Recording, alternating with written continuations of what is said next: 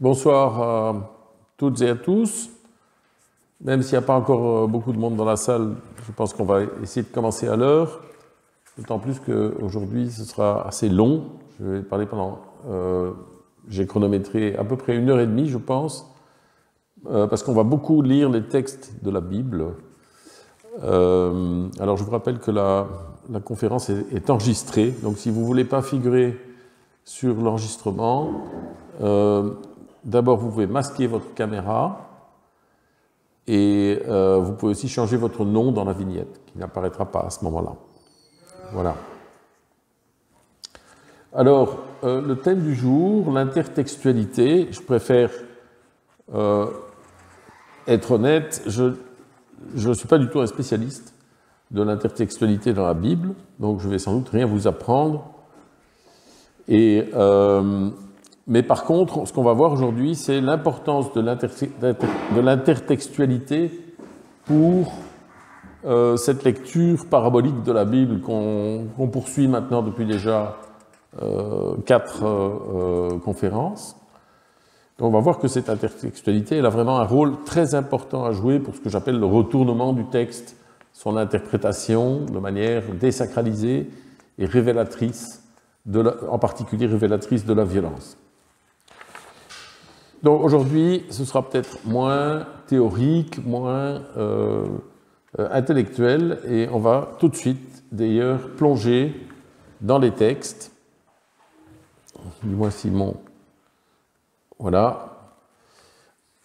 Juste pour replacer dans le contexte, je vous avais déjà présenté ce diagramme. Hein, c'est une représentation graphique qui a été faite en collaboration entre un pasteur américain et un spécialiste informatique, et qui montre tous les liens, supposément tous les liens, toutes les références textuelles dans la Bible. Donc il y en a plus de 60 000 d'après cette étude.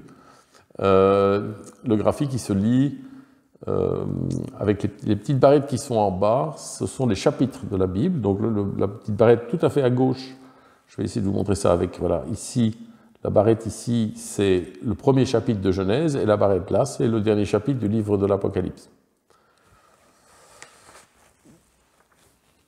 On plonge sans tarder dans les textes, et on va commencer par un texte de l'Épître aux Hébreux, chapitre 12, versets 1 à 13, et on va voir qu'il nous amène dans le livre des Proverbes, par justement cette fameuse intertextualité. Voilà le texte d'Hébreux, on va y revenir, on ne va pas s'attarder dessus maintenant, simplement, vous voyez qu'au verset 5 et 6, on a une référence à Proverbe. « Mon fils, ne méprise pas la correction du Seigneur, ne te décourage pas quand il te reprend, car le Seigneur corrige celui qu'il aime, il châtie tout fils qu'il accueille. » Et ce n'est pas difficile de vérifier que c'est bien une référence à Proverbe, puisque le verset qui est désigné, c'est « Ne rejette pas, mon fils, l'éducation du Seigneur, ne te lasse pas de ses avis, car le Seigneur réprimande celui qu'il aime, comme un père le fils qu'il chérit. » Je crois qu'il n'y a pas beaucoup de doute sur le fait que Paul reprend un verset de Proverbe. Alors, le texte d'Hébreux, il n'est pas très clair. Hein. Aller chercher un fil conducteur là-dedans, c'est pas évident.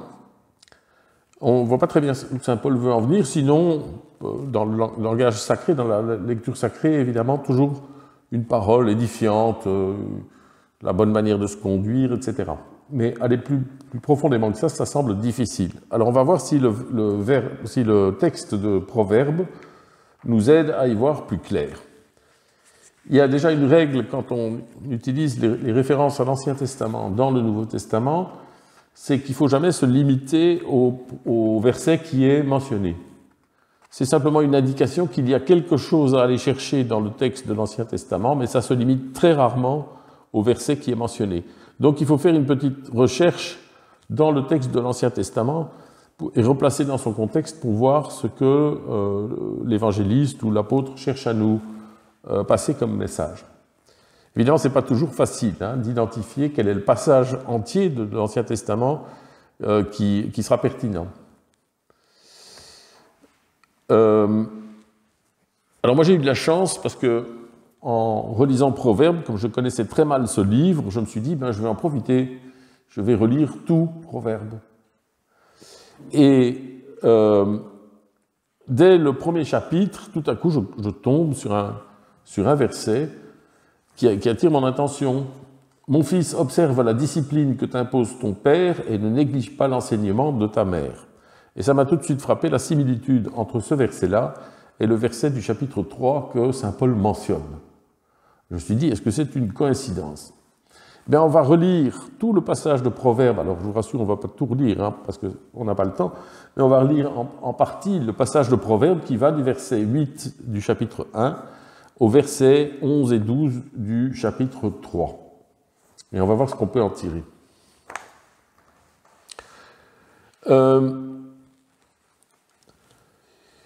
Bon, allons-y, hein, commençons à lire. « Mon fils, observe la discipline que t'impose ton père et ne néglige pas l'enseignement de ta mère. » Et je saute des versets, hein, je ne lis pas tout. « Mon fils, si des mauvais garçons veulent t'entraîner, n'accepte pas.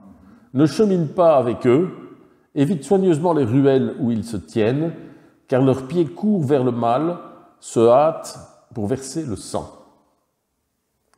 Alors, il y a déjà eu quelques conférences sur ce langage parabolique. Qu'est-ce qui vous frappe dans ces versets-là? Je pose la question aux gens qui sont présents. Qu'est-ce qui vous frappe dans ces versets-là? Est-ce qu'il y a quelque chose qui vous rappelle un petit peu ce qu'on a vu dans les conférences précédentes? Ou pour poser la question autrement, c'est le langage de quelle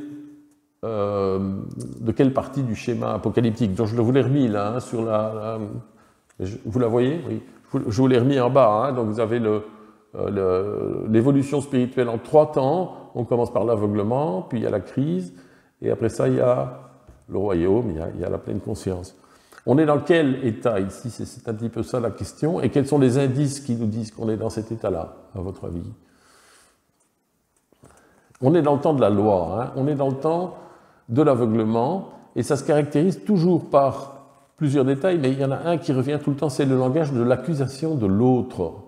Le mal n'est jamais chez moi, il est toujours à l'extérieur, voilà, toujours, voilà. Donc c'est les mauvais garçons, ils n'habitent pas chez moi parce que chez moi il n'y a pas de mauvais garçons, ils habitent dans la rue d'à côté, ou dans le quartier d'à côté, ou dans la ville d'à côté, ou dans le pays d'à côté, peu importe, hein, c'est valable à toutes les échelles ça, mais le mal n'est pas chez moi, il est à l'extérieur. Ça c'est la clé de ce langage du sacré. Voilà. Donc vous voyez que tout ce passage utilise ce langage. Hein. Et ça continue jusqu'au verset 20. Et au verset 20, ça change. C'est un autre langage. La sagesse au dehors va clamant, le long des avenues, elle donne de la voix, dominant le tumulte, elle appelle, à proximité des portes dans la ville, elle proclame. Alors je le mets ici parce que voilà, j'ai oublié de tourner la page. Jusqu'à quand niais aimerez-vous la niaiserie? Jusqu'à quand les moqueurs se plairont-ils à la moquerie et les sots haïront-ils la connaissance? Rendez-vous à mes arguments. Voici, je veux répandre pour vous mon esprit, vous faire connaître mon message. Voilà, versets 20 à 23. Alors, la première question ici, c'est qui parle? Dans la première partie qu'on a lue, celui qui parlait, c'était le père qui parlait à son fils. D'accord? Mais ici, qui parle?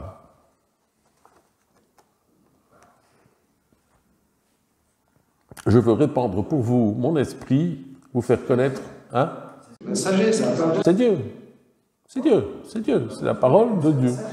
Des proverbes, c'est la sagesse. Oui, d'accord, mais c'est une voix divine, on va dire. C'est pas une voix. C'est pas ton voisin qui est en train de parler. Voilà. Voilà. Donc on a un changement déjà de narrateur, c'est pas la même personne qui parle, et le message est complètement différent. On n'est plus dans cette séparation manichéenne du monde en bon et mauvais, c'est tout le monde qui est mauvais. C'est quelque part, hein, les niais, etc., mais qui est appelé à sortir de cet état, à arriver dans un état supérieur. Je veux répandre pour vous mon esprit, vous faire connaître mon message. C'est la volonté de Dieu de nous apporter une révélation. qui est affiché ici. Voilà. Alors, c'est très bien, on va recevoir une révélation. Qu'est-ce qui se passe quand on reçoit une révélation? C'est ce que je dis depuis le début. Eh bien, on va lire, hein. Donc, c'est à partir du verset 24. « Puisque j'ai appelé et que vous vous êtes rebiffés, puisque j'ai tendu la main et que personne n'a prêté attention, puisque vous avez rejeté tous mes conseils et que vous n'avez pas voulu de mes arguments, à mon tour, je rirai de votre malheur, je me moquerai quand l'épouvante viendra sur vous, quand l'épouvante tombera sur vous comme une tempête, quand le malheur fondra sur vous comme un typhon, quand l'angoisse et la détresse vous assailliront. Alors ils m'appelleront, mais je ne répondrai pas. Ils me chercheront, mais ne me trouveront pas. » C'est le Dieu de l'Ancien Testament. Alors c'est le Dieu de l'Ancien Testament, mais c'est surtout le Dieu de la crise, en fait. Et le Dieu de l'Ancien Testament, quand il prend ce ton-là, et qui dit « je vais tous vous balayer parce que vous êtes une bande de vauriens », c'est le Dieu de la crise. C'est vraiment le langage de la crise. Donc vous voyez où on en est. On a eu, premier état, l'état d'aveuglement, l'état de violence, l'état de la loi, hein, c'est l'âge de la loi. Puis on a une révélation qui vient, et qu'est-ce qui vient juste après la révélation? La crise. Voilà. Et pourquoi tu dis le Dieu de la crise et pas le Dieu du coup? Ben, parce que, en fait, dans ces trois états, ce schéma que je vois partout dans la Bible, hein, aveuglement, crise, dans la Bible, il correspond à trois langages. Alors ça ne veut pas dire qu'il y a trois dieux, évidemment, hein, mais ça veut dire qu'il y a trois langages. Dieu adopte des langages différents dans les trois états, et on en verra encore des tas d'exemples aujourd'hui. Mais à chaque fois, on retrouve quand même ce langage. Quand tu vois ce genre de malédiction divine et de prophétie de destruction totale, c'est simplement que la Bible te décrit l'étape spirituelle de la crise, du désert, de l'épreuve. Voilà. C'est une manière de le reconnaître, d'ailleurs c'est très pratique, hein. Voilà. Alors il y a heureusement un verset qui change de nouveau d'état, c'est un verset de sortie de crise, mais qui m'écoute repose en sécurité, tranquille, loin de la crainte du malheur. Ah, j'ai un petit peu plus optimiste. Et puis on en arrive au chapitre 2. Et là c'est encore un autre ton. Mon fils, si tu acceptes mes paroles, si mes préceptes sont pour toi un trésor, si prêtant une oreille attentive à la sagesse, tu soumets ton cœur à la raison, oui, si tu fais appel à l'intelligence, si tu invoques la raison, si tu la cherches comme l'argent, si tu la déterres comme un trésor, alors tu comprendras ce qu'est la crainte du Seigneur, tu trouveras la connaissance de Dieu. Un peu plus loin, alors tu comprendras ce que sont justice, équité, droiture, toutes choses qui conduisent au bonheur. Ainsi la sagesse pénétrera ton cœur et la connaissance fera tes délices. Le discernement te préservera, la raison sera ta sauvegarde. À ma connaissance, c'est le passage de la Bible qui prend le plus explicitement la défense de la raison, de l'intelligence, de la sagesse, de la connaissance. Hein? Donc c'est assez réjouissant comme passage, et ça correspond à la troisième étape du processus apocalyptique. Autrement dit, c'est la conscience, c'est d'avoir franchi cette épreuve et d'avoir quitté l'âge de l'aveuglement qui nous donne accès à la raison. Et ça, on le voit bien, malheureusement, dans l'actualité, c'est que quand les humains sont entraînés dans leur passion destructrice, la raison, elle est inopérante, ou elle donne des horreurs. Hein, il faut arriver à cet état de conscience pour pouvoir bénéficier entièrement de la raison. Ah, c'est bien, vous avez vu, on a monté dans la hiérarchie spirituelle jusqu'à arriver au sommet. Réjouissons-nous, mais je ne sais pas s'il faut se réjouir trop vite, parce que le texte continue. T'arrachant à la mauvaise conduite, à quiconque tient des propos pervers. Vous avez senti le petit changement? Ça y est, il y en a d'autres de nouveau à l'extérieur qui tiennent des propos pervers. Et vous allez voir que ça va aller crescendo à ceux qui délaissent le droit chemin pour emprunter des chemins obscurs, qui prennent plaisir à faire le mal, qui exultent dans leur affreuse perversion, eux dont le comportement est dépravé, les chemins tortueux, etc., etc. Et on arrive à la fin du passage. les hommes droits habiteront la terre, les hommes intègres y resteront. Et là, on est plutôt content, parce que généralement, c'est là-dedans qu'on se classe. Tandis que les méchants seront retranchés de la terre et que les perfides en seront arrachés. Et on est revenu au langage de séparation manichéenne du bien et du mal. On a les bons et les méchants. Autrement dit, on est en régression. On a atteint un sommet spirituel, mais là, on est en train de redégringoler. Voilà. Et le chapitre 3 est encore plus explicite. Il y a un truc que je ne comprends pas dans le schéma. Oui.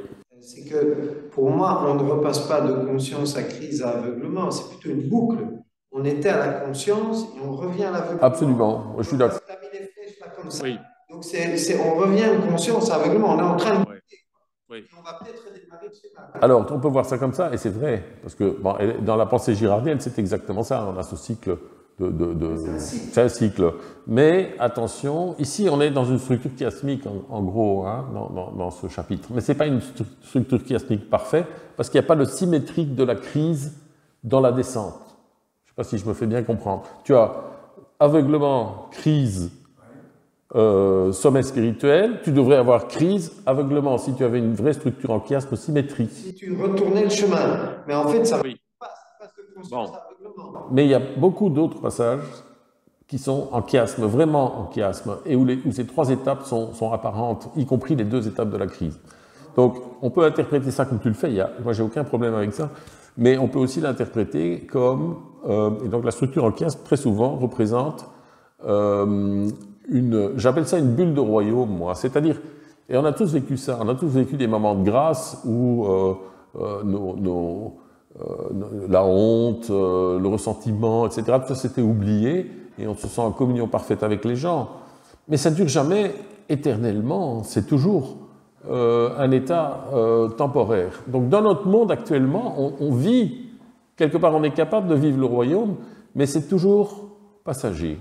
Et on revient toujours aux affaires mondaines. Et je pense que c'est ça aussi que le chiasme représente dans la Bible. Alors, c'est intéressant de continuer. On reste maintenant, on est redescendu sur terre. Hein, on est bien fermement ancré dans nos mauvaises habitudes. Mais le chapitre 3 est très intéressant parce qu'il rajoute des informations sur cet état d'aveuglement justement. Mon fils, n'oublie pas mon enseignement, que ton cœur observe mes préceptes. C'est déjà la troisième fois qu'on entend cette petite ritournelle. Hein. Au verset 4, tu trouveras la faveur et seras bien avisé aux yeux de Dieu et des hommes. Alors ça c'est redoutable évidemment comme verset, parce que si tu es dans l'obéissance, dans le conformisme, à ce moment-là tu trouveras la faveur et seras bien avisé aux yeux de Dieu et des hommes. Et je trouve que le verset explique parfaitement à quel point on est dans la confusion complète. On croit plaire à Dieu, mais en fait on se conforme à un ordre social quand on fait ça. Surtout. Hein. Donc il y a vraiment la confusion entre le sacré et le saint qui revient tout le temps ici. Fie-toi au Seigneur de tout ton cœur et ne t'appuie pas sur ton intelligence. Alors évidemment, c'est pas possible de louper la contradiction totale entre ce verset-là et le début du chapitre 2. Parce que le chapitre 2 dit exactement le contraire. Qu'on doit, au contraire, utiliser notre intelligence, notre discernement, etc. Donc c'est bien la preuve qu'il y a quelque chose à aller chercher au niveau de la dynamique du texte. Il y a quelque chose qui change dans le temps, dans ce texte. Hein. C'est pas statique. Et en fait, c'est ça que le langage parabolique fait toujours apparaître, c'est une dynamique de transformation. On n'est jamais dans quelque chose de constant et d'immuable. On est toujours dans une dynamique. Honore le Seigneur de tes biens, des prémices de tes revenus, et tes greniers seront remplis de blé, tandis que le vin débordera de tes pressoirs. Là aussi, c'est relativement clair. Il y a une allusion au sacrifice. Et pour Girard nous montre ça, hein, à quel point le temps du sacré, le temps du conformisme, le temps de la loi, le temps de l'aveuglement, c'est toujours le temps du sacrifice. Et le sacrifice, c'est quoi, d'après cette explication-là? Eh bien, c'est que si on fait des sacrifices magnifiques à Dieu, on a la garantie que tout se passera toujours très bien dans notre vie, comme faire le prologue du livre de Job. Hein. Il est béni de Dieu, mais c'est parce que c'est un homme parfait, qui fait des sacrifices, etc.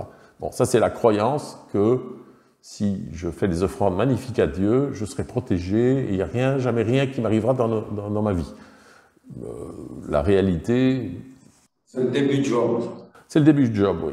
Et il y a d'autres passages comme ça. Bon, c'est vraiment l'état d'esprit du premier état de l'état d'aveuglement. Hein.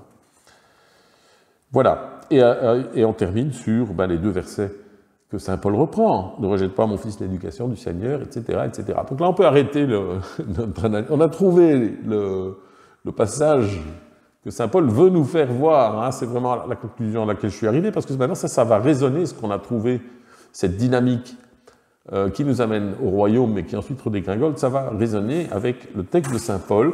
Et moi, je trouve que le texte de saint Paul devient beaucoup plus compréhensible une fois qu'on a compris dans quel jeu on jouait.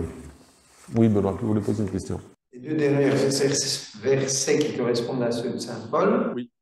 En fait, là, on n'est plus dans l'aveuglement, là. Ah si, on y est retrouvé, on est retourné, hein, on est redégringolé. Dans les 2 derniers, on repart.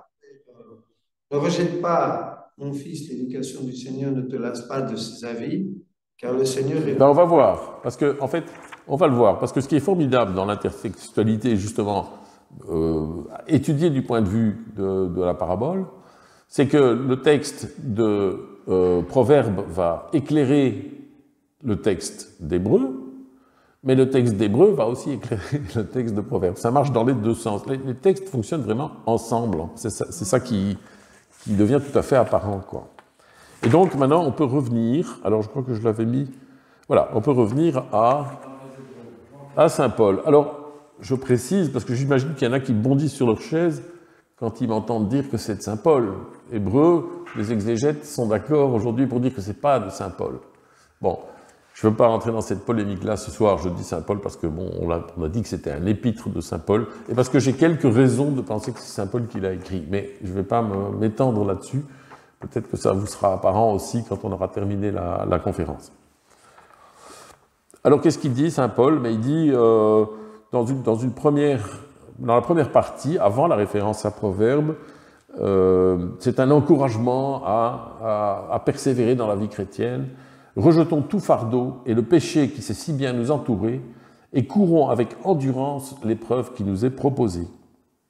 Et il termine par « Vous n'avez pas encore résisté jusqu'au sang dans votre combat contre le péché. » Et ça, c'est typique du langage de saint Paul, en particulier dans l'Épître aux Hébreux, c'est que c'est très ambigu comme langage. C'est-à-dire, a priori, on pourrait dire, bon, ben voilà, c'est vraiment le message de l'apôtre aux chrétiens qui encourage, etc. Mais déjà, vous n'avez pas encore résisté jusqu'au sang dans votre combat contre le péché. Ça ressemble quand même très fort au langage du dolorisme, qui est une perversion de la foi chrétienne, à mon avis. Et si vous lisez le début, « Rejetons tout fardeau et le péché qui sait si bien nous entourer », bon, d'accord, hein, c'est le devoir d'un chrétien de résister, et courons avec endurance l'épreuve qui nous est proposée. L'épreuve dont on a parlé, la crise qui nous tombe dessus en même temps que la révélation, c'est pas quelque chose qu'on court comme un marathon. Hein. C'est un moment de mort spirituelle, de terreur et de désespoir. Et on n'y peut rien, on ne peut pas l'éviter. Je pense qu'il y a un dévoiement de toutes ces images bibliques dans le texte de Paul, et c'est voulu, parce que finalement, ce qu'il nous montre ici, c'est un peu la version âge de l'aveuglement du message évangélique, justement, du message biblique. Et puis vient la référence à Proverbe, et saint Paul en rajoute. Alors ça, Martin Pochon, un prêtre qui a fait un livre de référence sur l'Épître aux Hébreux, et j'étais très content de lire son livre parce qu'il tombe exactement sur les mêmes écueils que moi. J'avais buté sur les mêmes obstacles en disant hébreu, et pratiquement il les reprend. Il en reprend plus parce qu'il est beaucoup plus érudit que moi, mais enfin, on se comprend bien. Et notamment quand il lit ses références à l'Ancien Testament, il dit la reprise par Paul de ces versets n'est pas honnête, elle n'est pas juste. Il change des choses. Alors est-ce que c'est la traduction? Est-ce que c'est... Mais en tout cas, il y a vraiment un schéma dans les références à l'Ancien Testament, dans l'Épître aux Hébreux, c'est que saint Paul altère le texte de l'Ancien Testament. Et ici, c'est assez visible, parce que je vous l'avais mis, hein, et moi je pense qu'il en fait exprès, c'est voulu. Voilà. Mon fils ne méprise pas, donc ça c'est... L'original, c'est « Ne rejette pas, mon fils, l'éducation du Seigneur, ne te lasse pas de ses avis, car le Seigneur réprimande celui qu'il aime, comme un père le fils qu'il chérit. » Ça reste quand même assez positif. Écoutez ce que saint Paul en fait. « Mon fils, ne méprise pas la correction du Seigneur, ne te décourage pas quand il te reprend. » Jusque-là, c'est plus ou moins la même chose. Hein. « Car le Seigneur corrige celui qu'il aime, il châtie tout fils qu'il accueille. » Vous voyez la différence de ton? Bon, et au verset 7, on va retrouver à peu près le même ton, mais je trouve même encore plus violent. « C'est pour votre éducation que vous souffrez, c'est en fils que Dieu vous traite. Quel est en effet le fils que son père ne corrige pas? Si vous êtes privés de la correction, dont tous ont leur part, alors vous êtes des bâtards et non des fils. » Donc il y a quand même une espèce d'apologie de la violence éducative qui est dérangeante.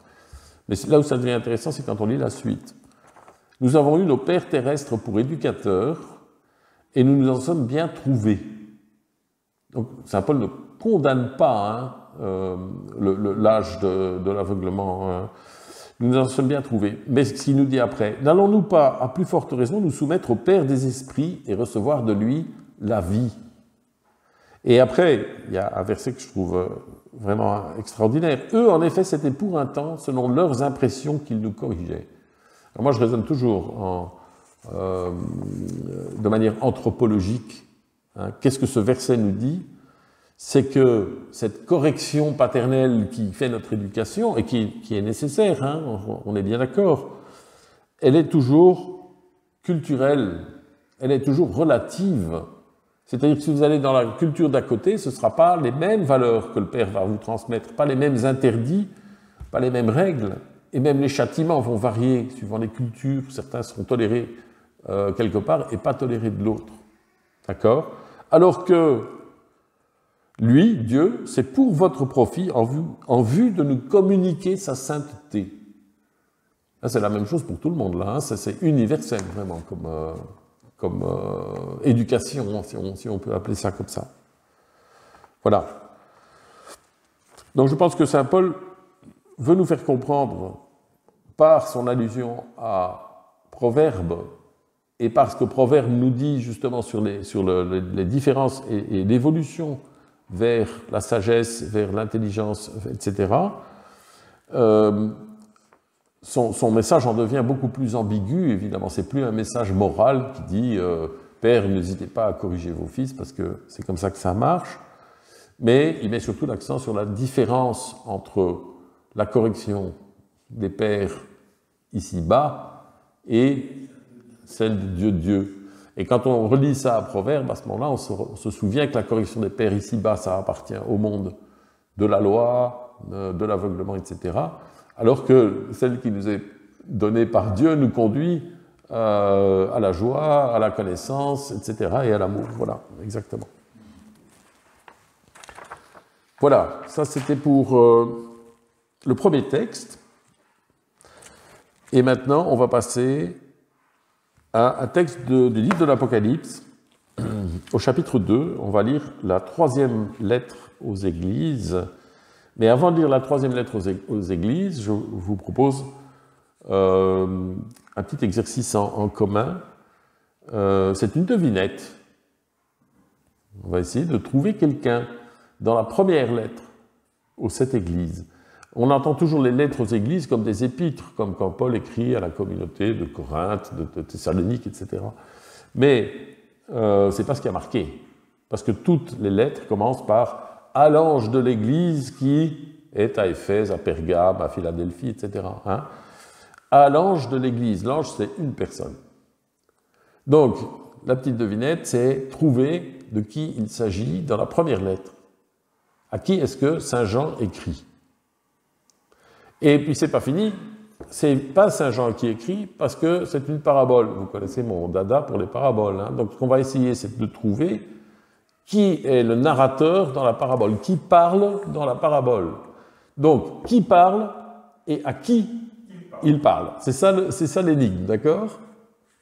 Si vous voulez bien. Hein. Toutes les lettres sont structurées de la même façon. Il y a une entame, à l'ange de l'Église qui, nanana, ainsi parle celui qui, quelque chose. Bon. Et alors, à la fin, on a toujours aussi une finale qui est pratiquement toujours écrite de la même façon aussi. C'est toujours celui qui a des oreilles, qu'il entende ce que l'Esprit dit aux églises. Ça, c'est la formule qui est reprise dans toutes les lettres. Et ensuite, il y a « au vainqueur, je donnerai », et alors, à chaque lettre, ça change la récompense. Qu'est-ce que ça veut dire ça? On le verra encore mieux dans la troisième lettre. Celui qui a des oreilles, qu'il entende ce que l'Esprit dit aux églises. Celui qui a des oreilles, c'est une expression que Jésus utilise très souvent. C'est un appel à retourner le texte, à ne pas le prendre à la lettre, à le critiquer et à opérer un retournement, justement, à le lire comme une parabole. C'est comme ça que je le vois. Et puis, au vainqueur, le vainqueur, c'est celui qui a fait ça. C'est celui qui a réussi à aller voir derrière la couche sacrée ce que le texte avait à nous dire. Et rien que ça nous donne notre récompense. D'accord? La récompense, c'est le retournement du texte. Bon. Et maintenant, on va dans le cœur du texte de la première lettre. « Je sais tes œuvres ». Donc, le narrateur est en train de parler à la personne que nous recherchons, d'accord? « Je sais tes œuvres, ton labeur et ta persévérance, et que tu ne peux tolérer les méchants. » Première information, c'est un gros travailleur, zélé, fiable, hein, et il n'aime pas les méchants. Alors déjà, ça devrait nous mettre la puce à l'oreille, parce que, qu'est-ce que ça vous fait penser à quoi? Quelqu'un qui n'aime pas les méchants. Ça fait penser à l'aveuglement. Voilà, ça fait penser à la roue bloquée. Hein. Il y a les méchants et ils ne les aiment pas. Bon, on retient ça. Tu as mis à l'épreuve ceux qui se disent apôtres et ne le sont pas, et tu les as trouvés menteurs. Qu'est-ce qui a mis à l'épreuve des apôtres? Vous le connaissez, hein, le personnage, je ne vais pas vous faire deviner quelqu'un que vous ne connaissez pas, évidemment. Hein? Satan. Satan, d'accord, oui, mais là on parle d'un homme. Hein. Non, mais là on parle d'un homme, hein, voilà. Tu as de la persévérance, ça il a dit, tu as souffert à cause de mon nom et tu n'as pas perdu courage, donc vraiment persévérant, voilà. Mais j'ai contre toi, alors parce qu'il y a toujours le positif et puis le négatif, que ta ferveur première, tu l'as abandonnée. Alors ça c'est un indice fondamental. Ça pourrait être Judas. Souviens-toi donc d'où tu es tombé. Non, ça fait pas tilt encore? Reniement de Pierre. Non. Non. Repens-toi et accomplis les œuvres d'autrefois. Autrement dit, c'est quelqu'un qui était très fiable, très travailleur, etc., dans une certaine cause, et à un moment, il a changé complètement et il a arrêté de faire ça. C'est Saint Paul. Souviens-toi d'où tu es tombé. Souviens-toi d'où tu es tombé. La réponse est très simple, hein, c'est de cheval, la réponse. Il est tombé de cheval. Ouais. Non, mais attendez. Parce que, évidemment, pourquoi est-ce qu'on n'a jamais... Oui, voilà, exactement, tu as compris, Pierre. Parce que pourquoi est-ce qu'on n'a jamais reconnu le portrait de Saint Paul dans ce passage? Ça, c'est à cause de la seconde question, c'est qui parle? Qui est le narrateur? Alors, c'est qui le narrateur? Maintenant que vous savez, vous n'êtes pas obligé de... L'Apocalypse, en principe, c'est Jean. C'est en principe. Mais est-ce que Jean parlerait comme ça? Est-ce que Jean reprocherait à Paul d'avoir quitté ses anciennes œuvres? Est-ce que Jean dirait à Paul, allez, reviens parmi nous pour persécuter les chrétiens? Ça n'a pas de sens. Donc, c'est pas Jean qui parle. Mais souviens-toi, quand on parle de parabole, le narrateur n'est pas forcément l'auteur.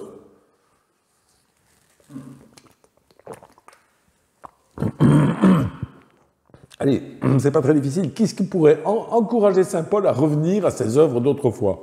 Quand il s'appelait d'ailleurs pas Paul, quand il s'appelait Saül, hein? Oui, les pharisiens. Les pharisiens, voilà, exactement. Les juifs orthodoxes, et en particulier les juifs fanatiques, qui voulaient la perte de la religion, de la nouvelle religion, enfin, ce qu'ils considéraient comme une secte infecte, etc. Alors vous voyez, du coup, un verset comme « Tu as mis à l'épreuve ceux qui se disent apôtres et ne le sont pas, et tu les as trouvés menteurs », ben, il prend tout son sens. Parce que du point de vue de ces juifs orthodoxes, C'est exactement la vision qu'ils ont des vrais apôtres. Mais évidemment, nous, avec notre lecture sacrée, on n'a jamais imaginé une seule seconde que ceux qui se disent apôtres et ne le sont pas, en fait, c'est les vrais apôtres. Alors du coup, vous voyez qu'avec cette interprétation-là, on peut résoudre toute une série de questions, notamment les fameux Nicolaïtes. Comme moi-même, tu as en horreur les œuvres des Nicolaïtes. Mais, alors, les Nicolaïtes sont inconnus au bataillon. Hein. Personne ne sait d'où ça vient. Dans les livres, il n'y a aucune autre mention dans la Bible et dans les livres historiques, dans les données historiques, on ne sait pas qui sont les Nicolaïtes. Mais ici, avec le contexte, ça devient tout à fait clair. Les Nicolaïtes. Ouais. Troisième énigme. Comme moi-même, tu as en horreur les œuvres des Nicolaïtes, et puisque la personne qui parle est un juif fanatique qui veut éliminer les chrétiens, et que saint Paul, à ce moment-là, est encore Saül qui veut aussi éliminer les chrétiens, ben les Nicolaïtes, c'est les chrétiens. Enfin, ils s'appellent pas encore comme ça, disons les proto-chrétiens. Donc, voilà, on a enfin expliqué qui étaient les Nicolaïtes. On va voir ça dans la troisième lettre, on va retrouver la même chose et les mêmes... Alors, la raison pour laquelle je vous parle de ça, parce qu'ici, il n'y a pas d'intertextualité. Évidemment, si, il y en a, puisque ça fait référence à saint Paul. Mais la raison pour laquelle je vous parle de ça, c'est que ça va éclairer notre lecture de la troisième lettre aux 7 églises. Et c'est celle-là qu'on va étudier, parce que c'est là qu'on va voir à quel point c'est important les références à l'Ancien Testament et aux autres livres du Nouveau Testament qui sont dedans. Donc je lis maintenant la troisième lettre aux 7 églises, qui est la lettre de Pergame. Et avant ça, je voudrais juste faire remarquer, si ça vous choque que Jean écrive son texte à l'envers du point de vue des persécuteurs des chrétiens, comme s'il était lui-même un persécuteur des chrétiens, mais du point de vue des persécuteurs des chrétiens, et qu'il fait la louange de saint Paul avant sa conversion, c'est-à-dire quand il était un persécuteur des chrétiens. Pour ça, pour comprendre ça, il faut simplement se remettre dans la logique du livre de l'Apocalypse, qui est un livre extrêmement structuré. Il y a 7 septénaires. Vous avez entendu parler de ça, je suppose. Hein. Le livre de l'Apocalypse est écrit en 7 parties distinctes, des 7 septénaires. Et chaque septénaire est lui-même séparé en 7. Donc vraiment, le nombre 7 structure le livre du début à la fin. Et le premier septénaire, ici on est dans le premier septénaire, c'est les lettres aux 7 églises. Et c'est ce qui a lieu avant la rupture des 7 sceaux. Rupture des 7 sceaux qui correspond à la révélation.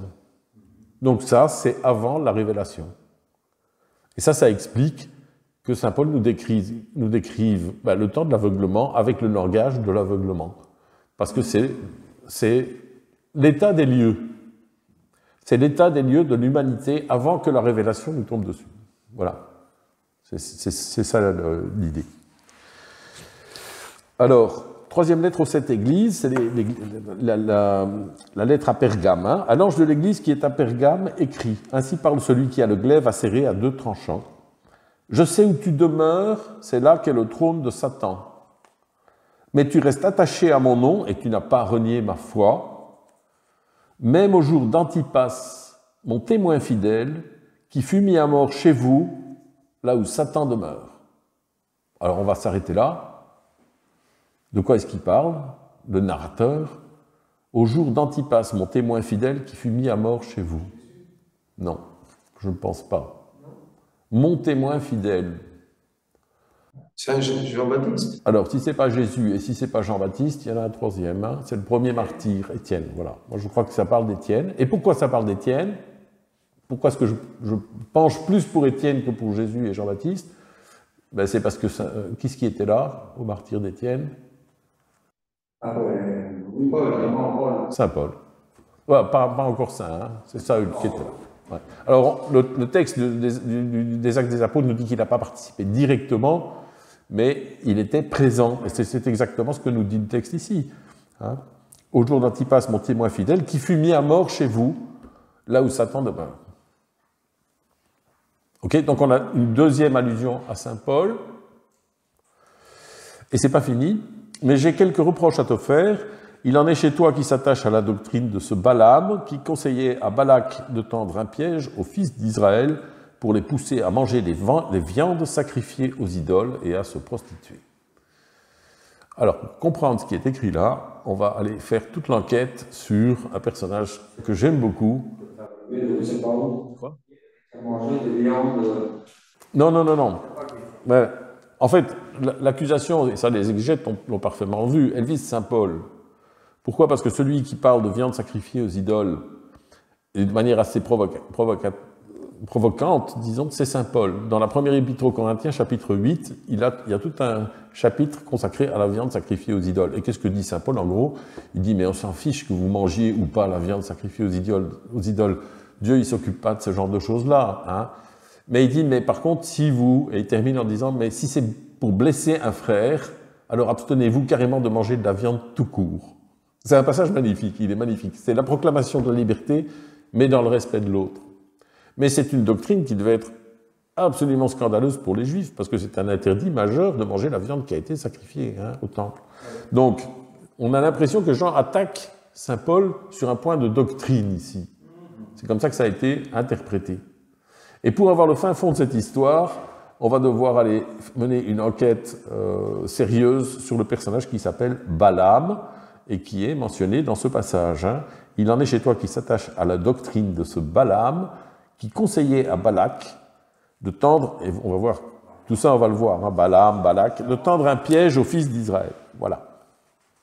Et donc, on est reparti dans le livre des Nombres. Et Balaam, on n'en parle pas souvent. Pourtant, c'est un personnage assez important de l'Ancien Testament. Et il y a quand même 4 chapitres du livre des Nombres qui lui sont consacrés.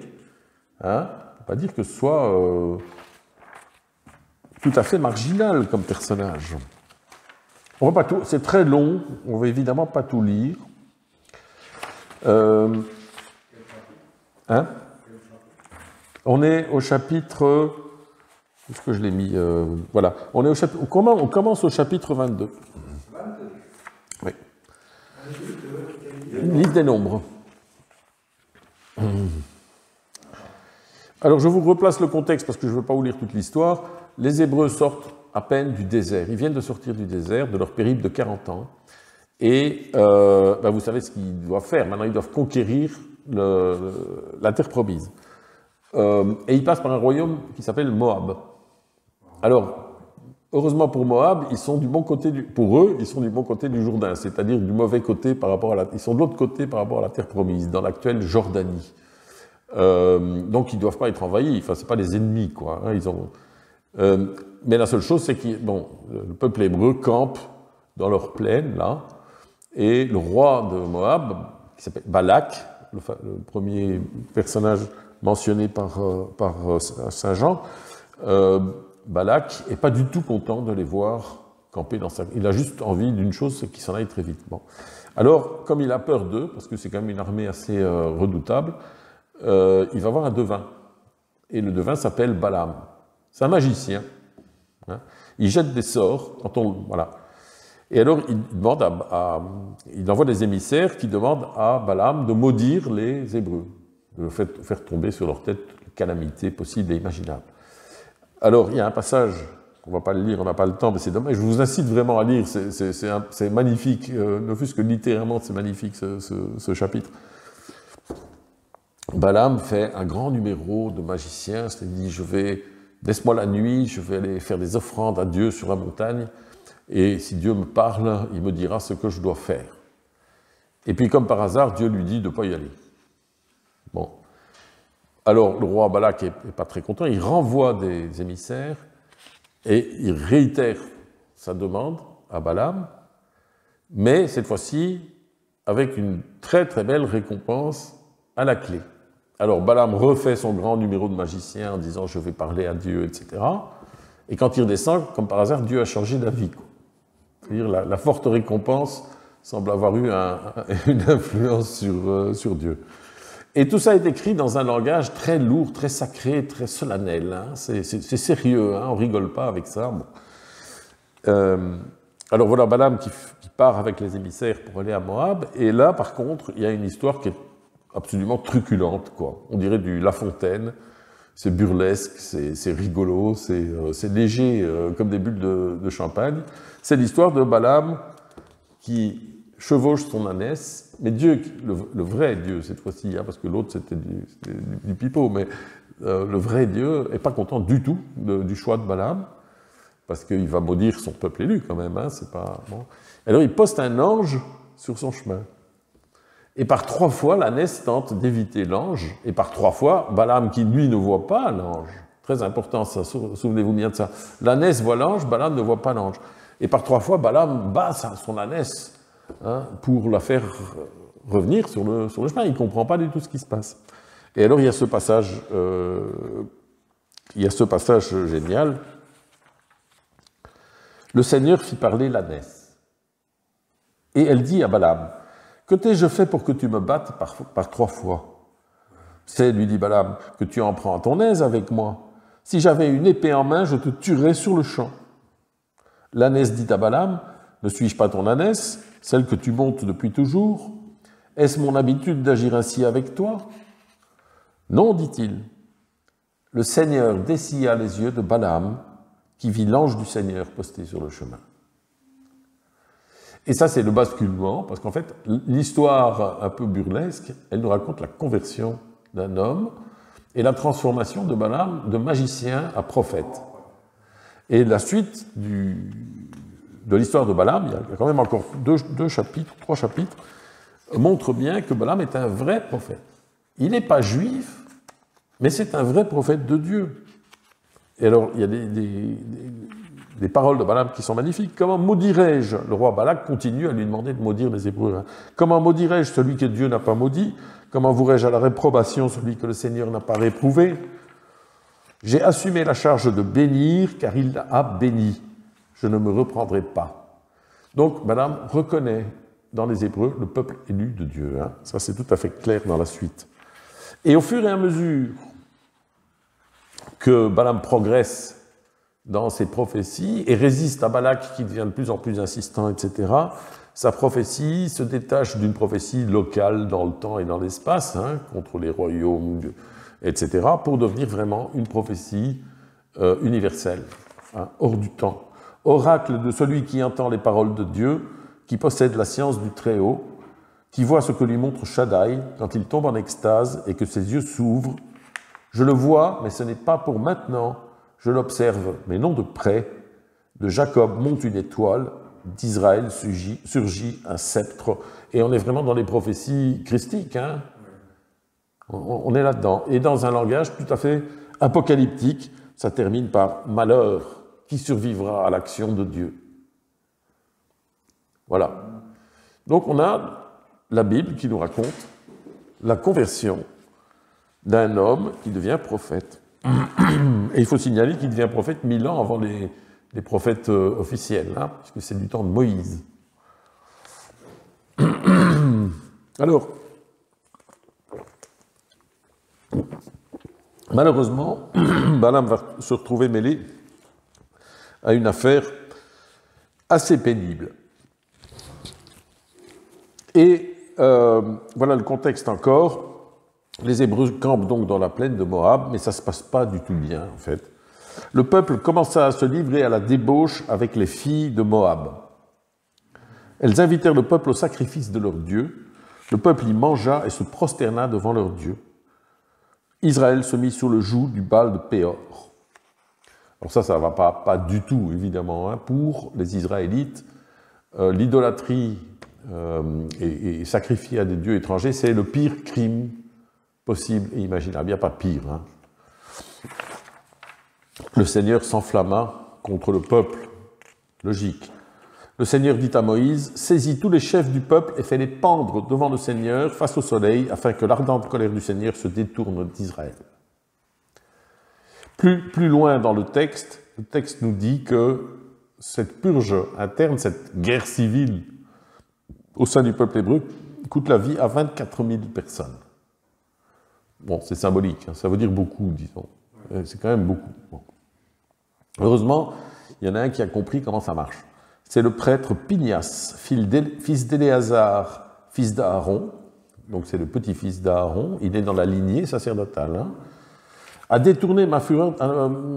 où est-ce que je vois... Ah non, je vais trop loin déjà. Et voici que l'un des fils d'Israël amenant une Madianite, donc il y a un des guerriers qui vient avec une des femmes, arriva au milieu de ses frères. À cette vue, le prêtre Pinias, fils d'Éléazar, fils d'Aaron, se leva au milieu de la communauté. Prenant en main une lance, il suivit l'Israélite dans l'alcôve et les transperça tous les deux, l'Israélite et la femme, dans l'alcôve de cette femme. Alors s'arrêta le fléau qui frappait les fils d'Israël. Bon, vous savez que j'aime bien René Girard. Ici, on est pile dedans. Hein.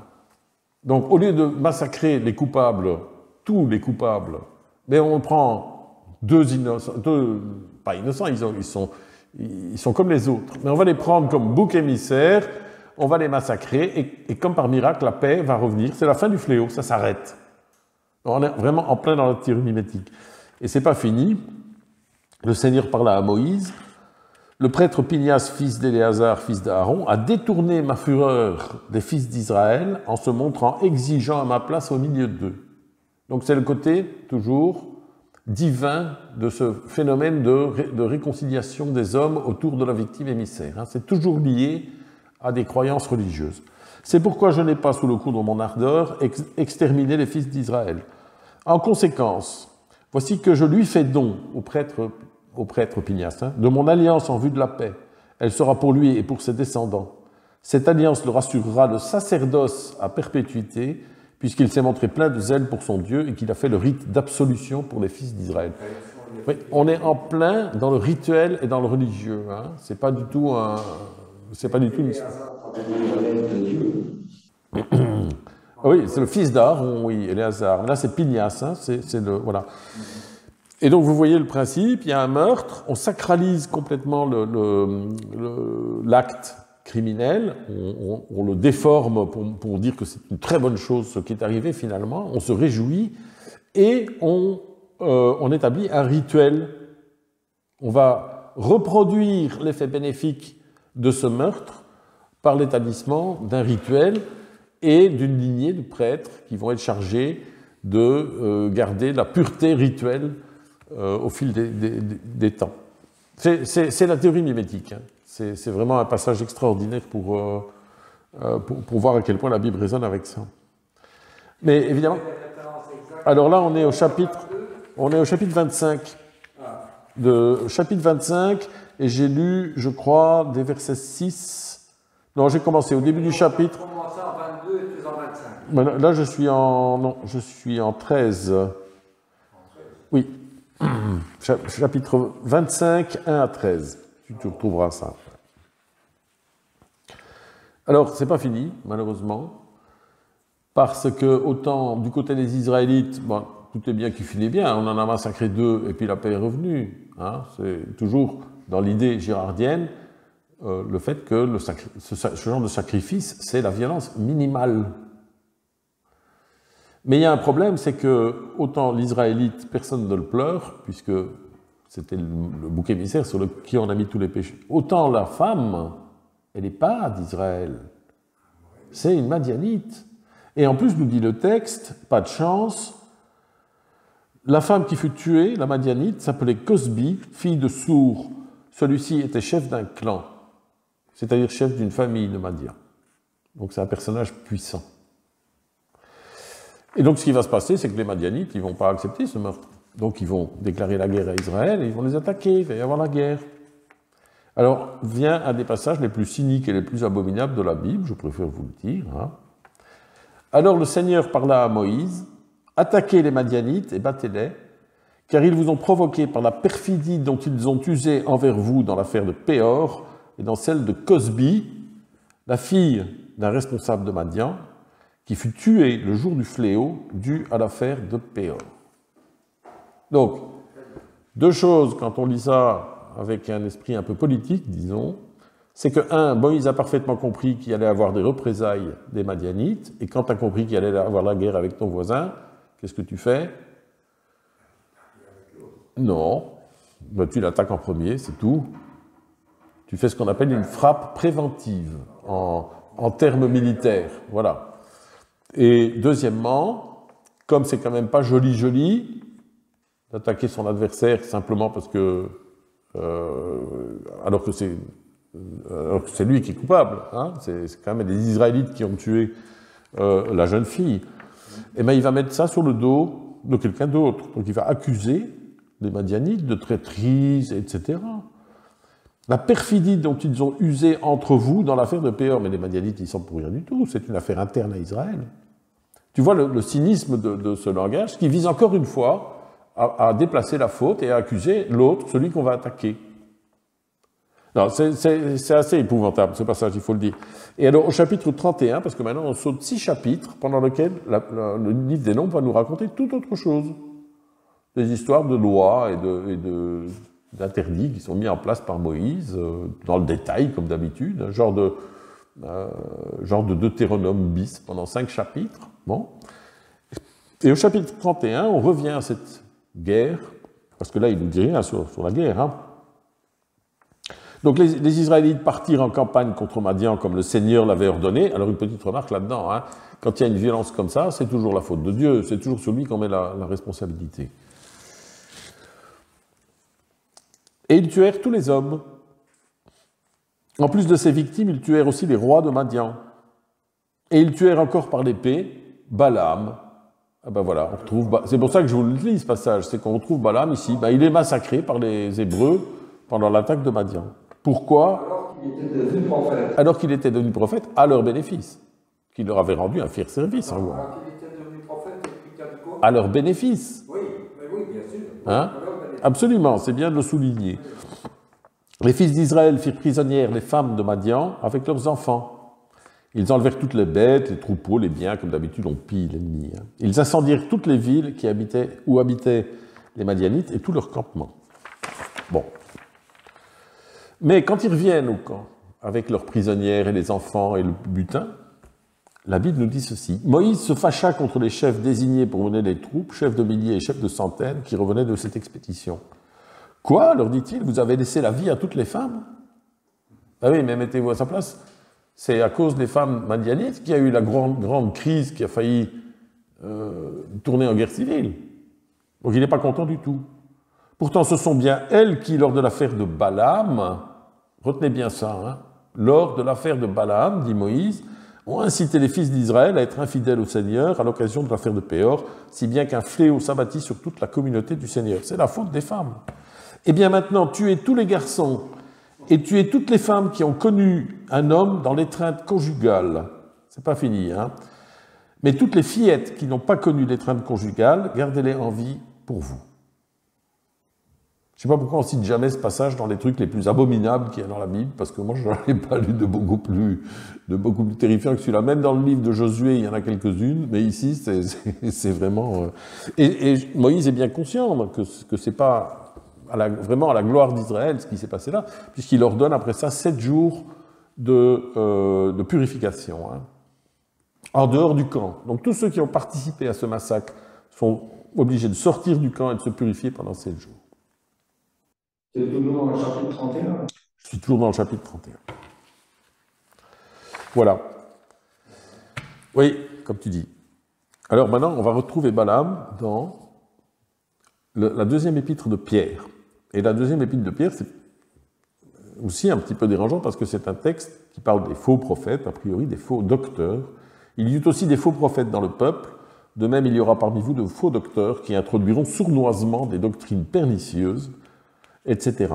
Et alors, on a un plein chapitre, hein, ça fait quand même, voilà, ça fait 1 page à 4, hein, ce deuxième chapitre, d'accusations contre ces faux docteurs. On ne sait pas très bien qui c'est, hein, c'est pas très clair, mais c'est extrêmement violent comme charge, et en plus, c'est une violence qui va crescendo dans le texte. Hein? Hein? Croissant. Ça va croissant. Voilà, je pourrais vous lire des extraits, mais on va lire un extrait justement parce qu'au verset 12, on a tout à coup... Contre qui cette charge? Les faux docteurs, qu'il compare aux faux prophètes. Et vous allez voir que c'est important, les faux prophètes. Mais ces gens, dit-il au verset 12, comme des bêtes stupides, vouées par nature au piège de la pourriture, insultent ce qu'ils ignorent et pourriront comme pourrissent les bêtes. Et un petit peu plus loin, verset 15, il continue, abandonnant le droit chemin, Ils se sont fourvoyés en suivant la route de Balaam de Bosor, lequel se laissa tenter par un salaire injuste, mais il reçut une leçon pour sa transgression, une bête de somme muette, empruntant une voie humaine, arrêta cette folie du prophète. Alors on a encore une allusion à Balaam, c'est pour ça que je vous lis le passage évidemment, ça m'intéresse. Hein. Mais comme d'habitude, la diatribe de Pierre, il ne faut pas la prendre au premier degré, il faut la prendre comme une parabole. Qui parle dans ce passage et de qui parle-t-il? C'est ça la question. Qui parle dans ce passage? Langage parabolique.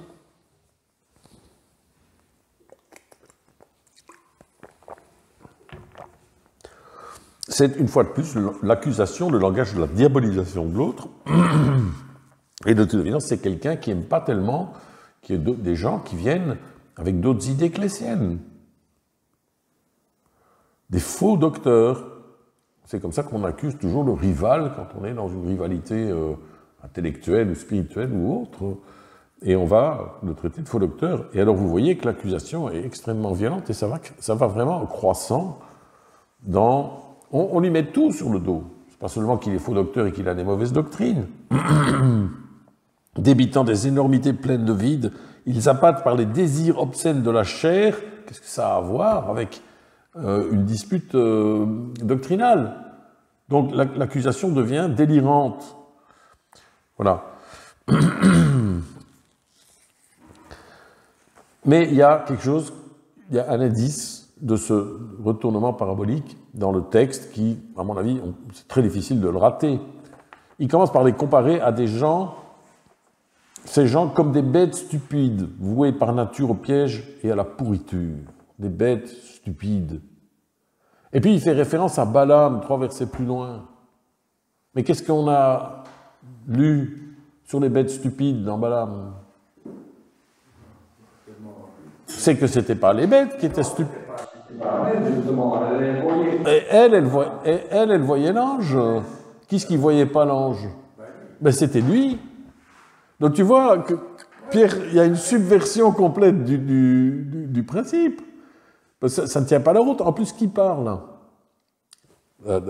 Quel est le personnage affiché qui parle dans le texte? Ben, c'est Saint-Pierre. Et à propos de bêtes stupides,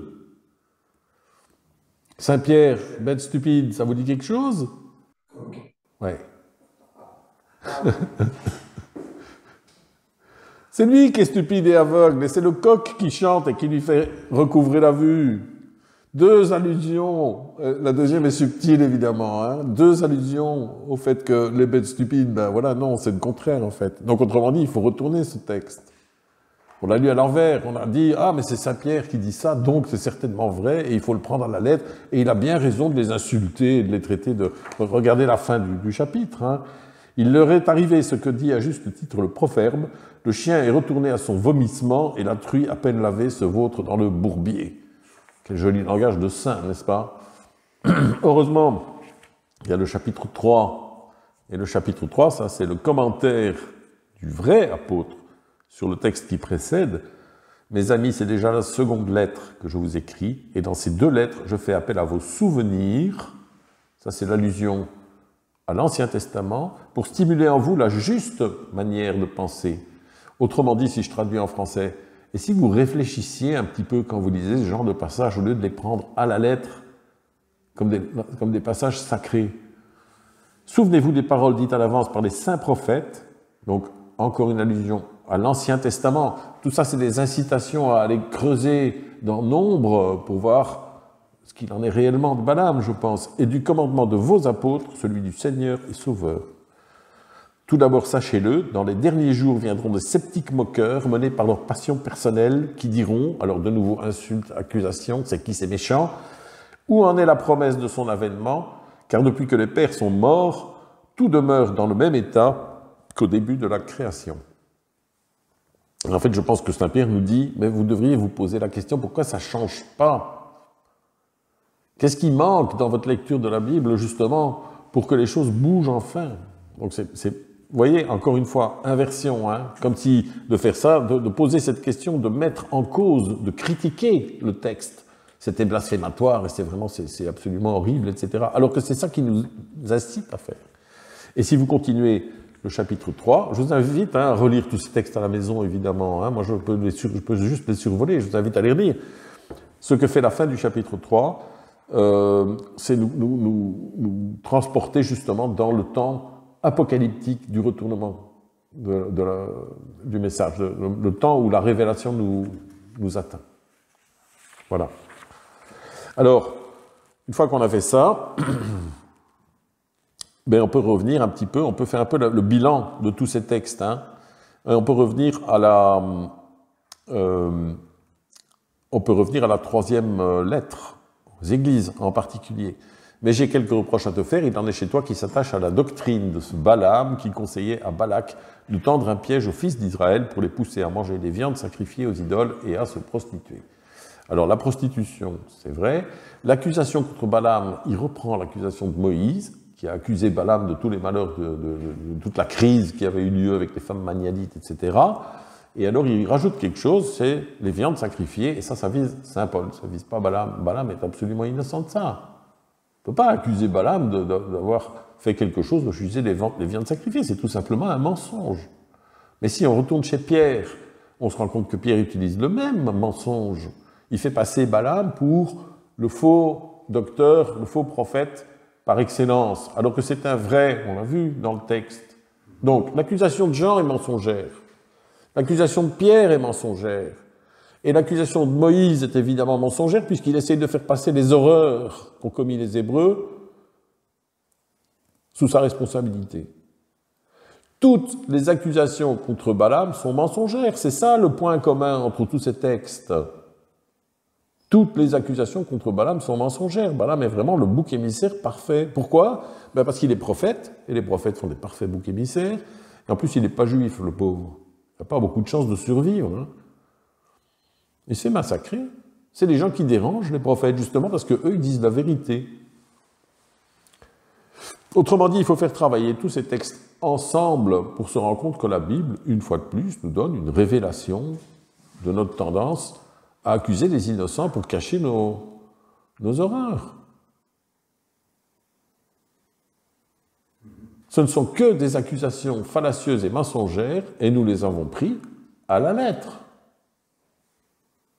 Mais vous voyez comme le fait de prendre ces textes ensemble et de suivre, de faire toute l'enquête qu'on a fait sur Balaam, multiplie le potentiel, la puissance de révélation, justement, de la Bible.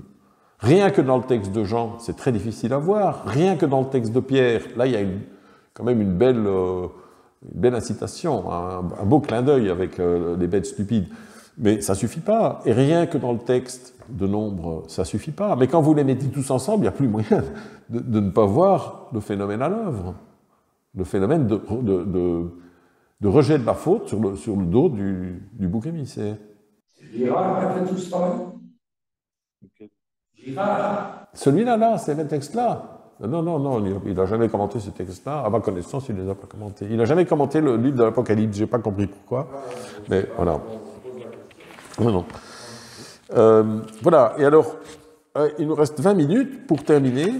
Je vous avais dit qu'aujourd'hui, on faisait un petit peu plus long.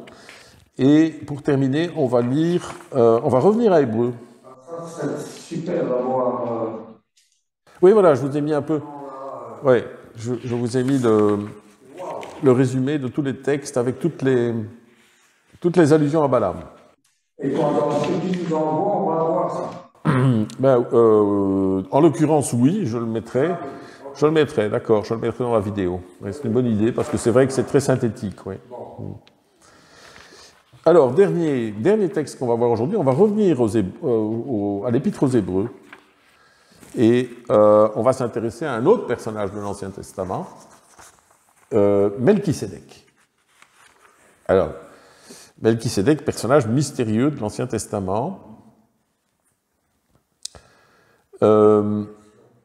Voilà, ça c'est la troisième lettre. Voilà, ici. Melchisédek est mentionné 8 fois explicitement dans Hébreu et 2 fois il est suggéré. Donc en tout, c'est 10 allusions.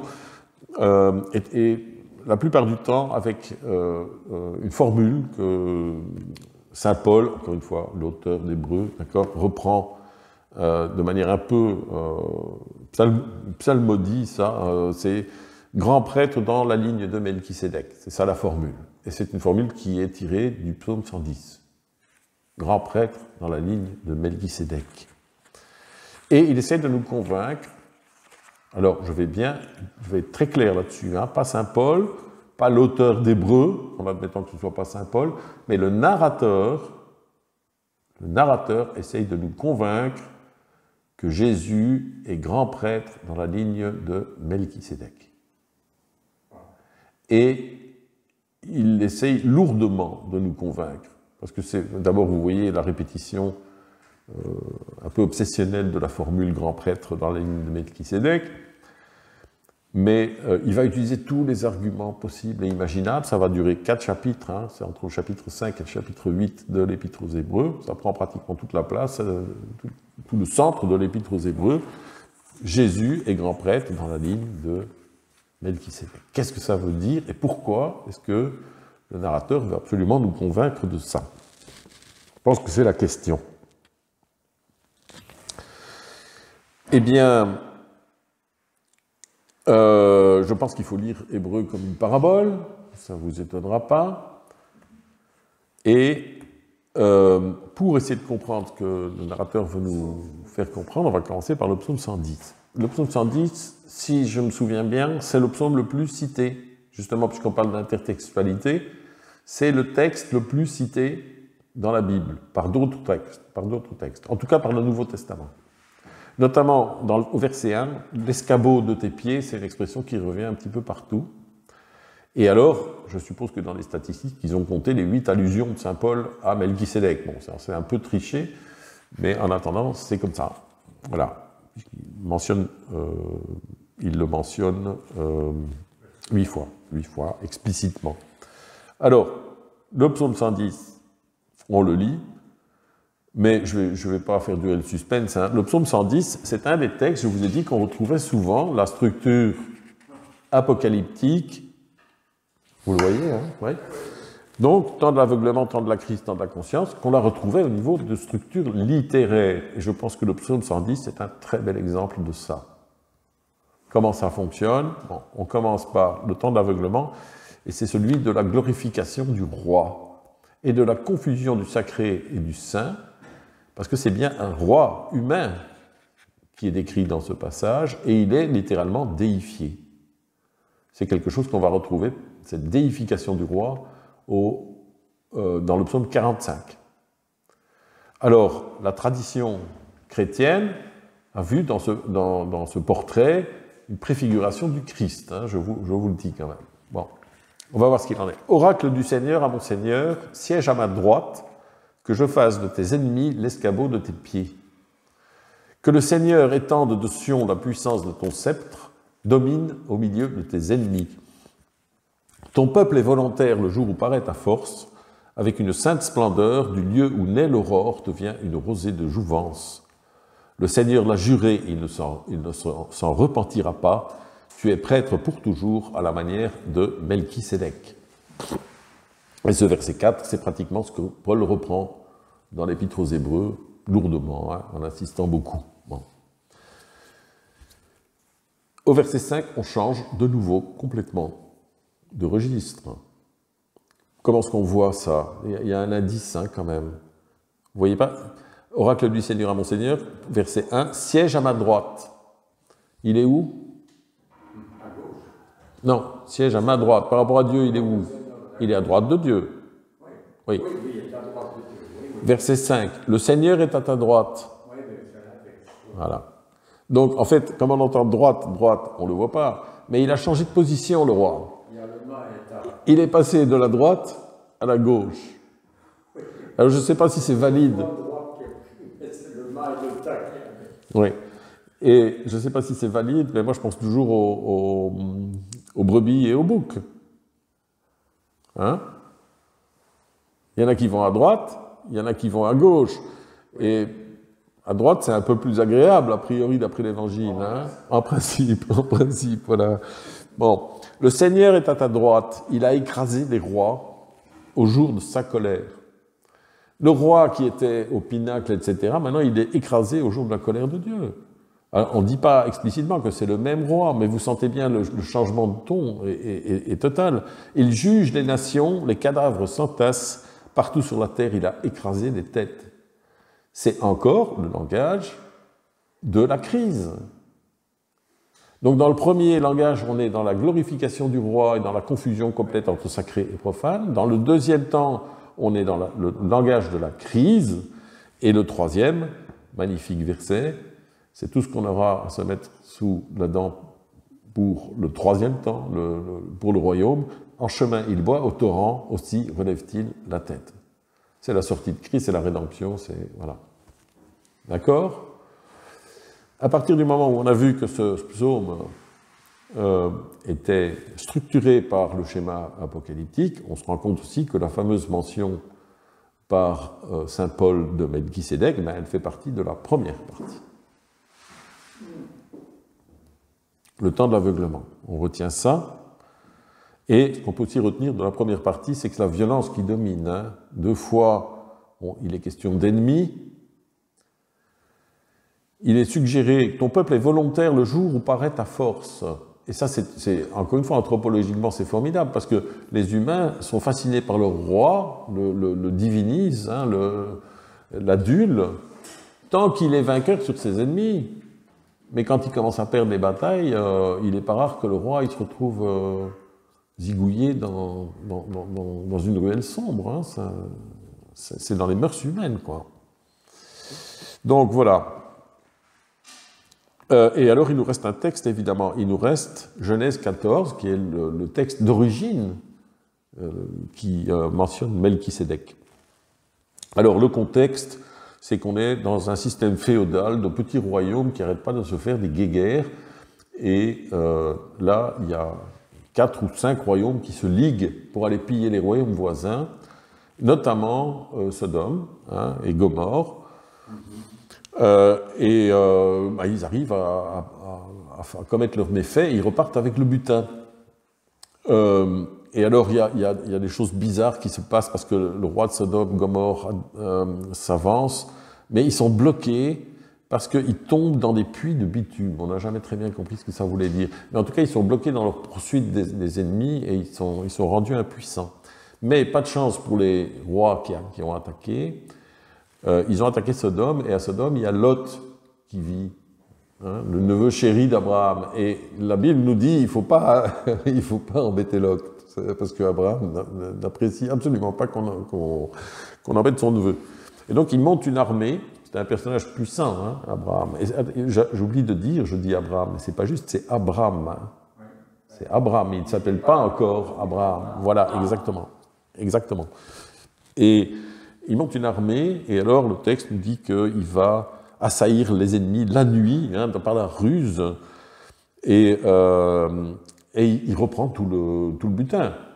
Donc il revient victorieux, il a battu les quatre rois ennemis, il revient victorieux avec tout le butin. Voilà le contexte. Et à un moment, sur le chemin du retour, il rencontre le roi de Sodome et le fameux Melchisédek qui apparaît. On ne sait pas d'où il vient, on ne sait pas d'où il est.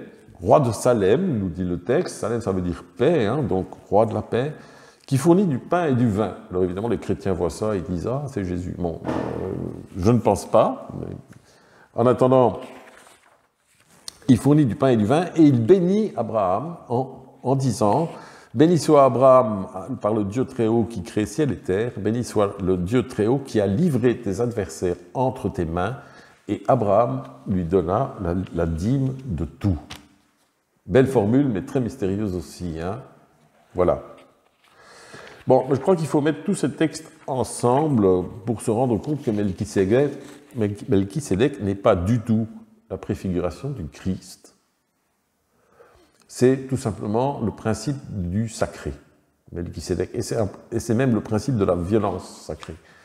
C'est apparent dans le psaume 110. Je crois que quand on lit un peu, ou quand on a l'intuition que Genèse avait déjà de cette connaissance de notre violence, cette connaissance anthropologique de notre violence, ces 3 versets dans Genèse 14 nous disent qu'Abraham est béni par le principe du sacré, pas par Dieu, parce qu'il a eu recours à la violence pour régler le problème, parce qu'il a eu recours à la ruse, parce que quand on cède à la violence pour résoudre les problèmes, eh bien on paye la dîme de tout là-dessus. C'est-à-dire, je crois qu'on donne une partie de nous-mêmes à la violence quand on y cède. Bon. Le psaume 110, on a bien vu que mais le passage que saint Paul mentionne, Melchisédek, appartient au temps de l'aveuglement, hein, pas au temps de la sainteté, qui est seulement le verset 7. Et quand on retourne à ce moment-là chez saint Paul, eh ben on peut relire le texte et se rendre compte qu'il y a un gros problème dans toutes ces tentatives de déifier Melchisédek ou de ramener Jésus à un grand prêtre façon Melchisédek, c'est que ça ne tient pas la route. Ça ne tient absolument pas à la route. D'abord, je vous rappelle que nulle part dans les évangiles il n'est fait mention de Jésus comme grand prêtre, que l'auteur d'Hébreux, appelons-le saint Paul, nous glisse comme ça des petits indices pour nous dire « mais réfléchissez un peu avant de gober tout ce qu'on vous donne », et notamment, il n'arrête pas de nous répéter que Jésus n'est pas de la lignée de Lévi, il n'est pas dans la lignée sacerdotale, il est de la lignée de Judas. D'accord? Et que si la Bible nous raconte toute la généalogie de Jésus en la faisant remonter à David et à des gens qui n'ont jamais été grands prêtres, forcément, ils ne sont pas de Lévi. Mais ce n'est pas un hasard. Pourquoi est-ce que, la question qui revient tout le temps, c'est pourquoi est-ce que l'auteur d'Hébreux veut absolument nous convaincre que Jésus doit être grand prêtre? Et au fur et à mesure qu'on découvre et qu'on retourne le Hébreu en le lisant de manière parabolique, on se rend compte que le narrateur d'Hébreux, hein, celui qui veut absolument faire de Jésus un grand prêtre à la manière de Melchisédek, c'est un obsédé du sacrifice. Il lui faut des sacrifices sanglants, sinon ça ne vaut rien.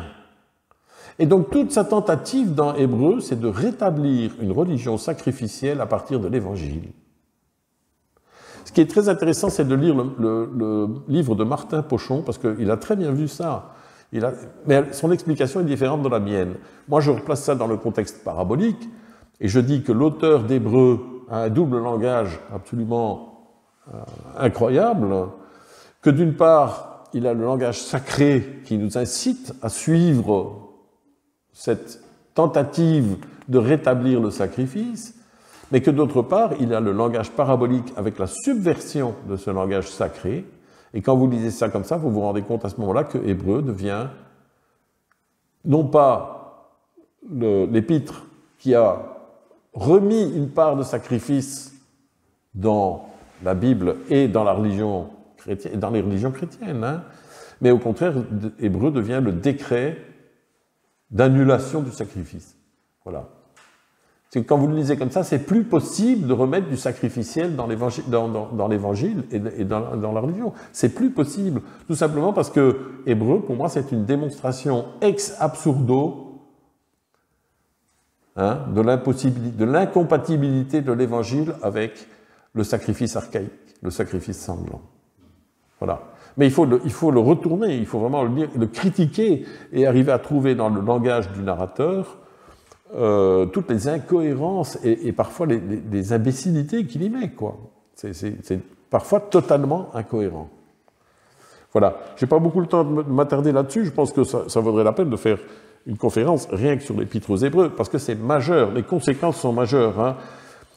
Saint Paul a volontairement, et en particulier avec Hébreux, créé une religion qui a encore une part sacrificielle, notre religion. On parle à la messe, on parle toujours du sacrifice, du saint sacrifice du Christ. Hein?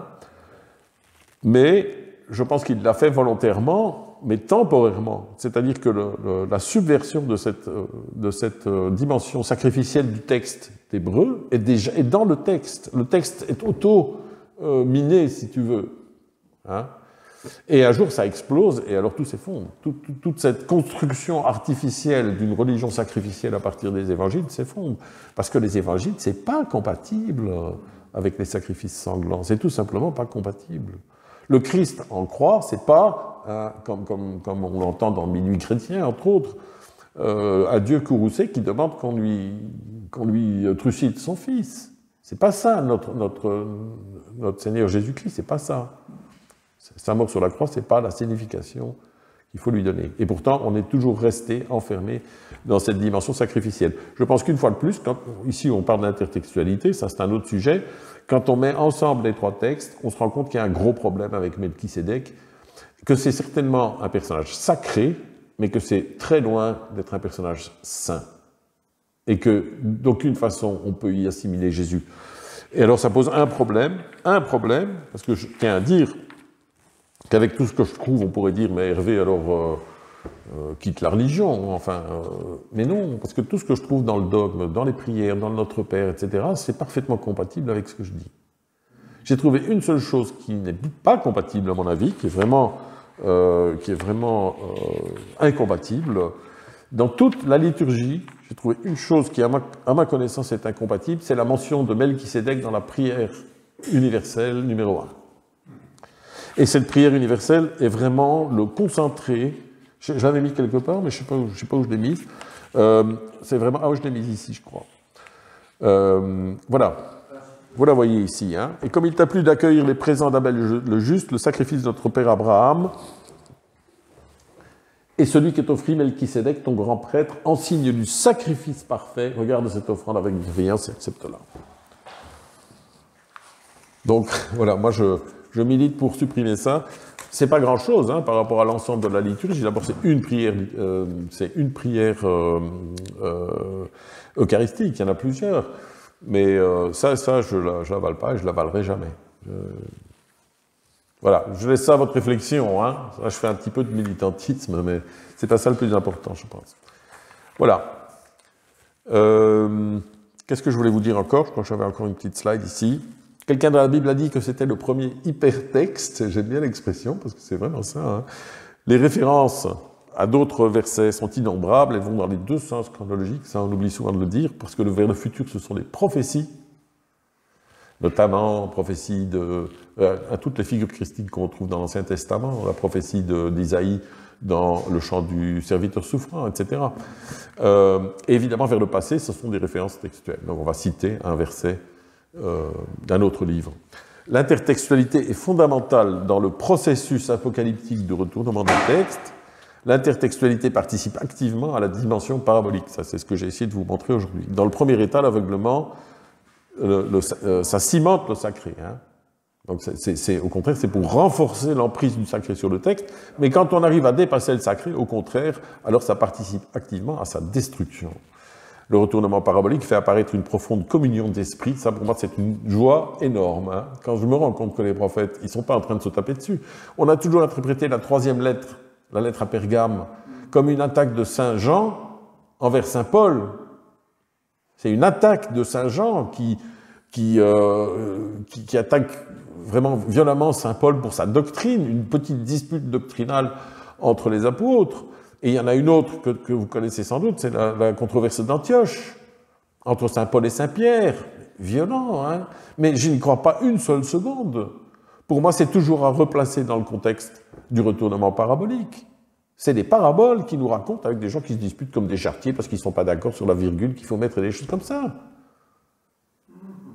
Ok? Et là, on le voit bien parce que quand on retourne tous les passages qui parlent de Balaam, on se rend compte que ce qu'ils veulent nous montrer, c'est pas leurs petites histoires de disputes personnelles et tout ça. Ça les intéresse absolument pas de parler de ça. C'est la Bible, bon Dieu.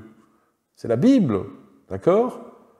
Mais ce qu'ils nous montrent, à chaque fois, c'est l'accusation qui frappe l'innocent. C'est une révélation de notre violence, pas de la leur. Et donc, ce qui apparaît, c'est une grande réconciliation entre les différents prophètes. Ils parlent tous le même langage, et même ils sont en communion pour nous ouvrir les yeux. C'est ça qui apparaît. Il n'y a qu'une révélation. Et les prophètes qui nous l'apportent parlent d'une seule voix. L'interprétation parabolique détruit les murailles imbéciles que nous avons construites, parce que la parabole, fondamentalement, elle est réconciliation. Je vous remercie. J'en ai fini pour aujourd'hui. Ouais, à peu près à l'heure, je vous avais dit 1h30. Excusez-moi, c'était long, hein. C'était long. Juste un petit mot sur les conférences futures, avant de passer aux questions-réponses qui seront forcément un peu plus courtes. Il reste 2 conférences planifiées et je ne sais pas si je vais en faire plus.